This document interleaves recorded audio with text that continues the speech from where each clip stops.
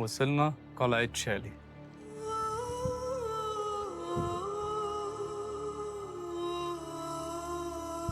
قلعة شالي هي من أهم المزارات هنا في سيوة اللي لازم تيجي تزورها.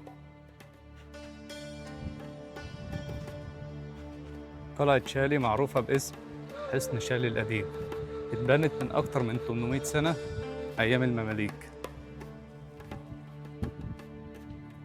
القلعة اتبنت من حاجة اسمها قرشيف، هو خليط من الطين والملح والحجارة زي ما انتوا شايفين كده، وكانوا عاملينها عشان أهل الواحة يتحموا فيها من أي عدوان أو أي حرب جاي عليهم.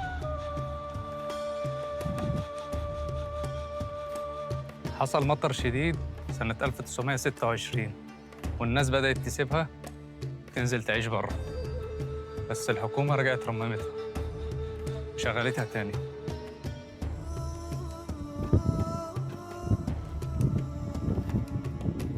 هتلاحظ إن جوه القلعة مسجد لسه شغال لحد النهاردة،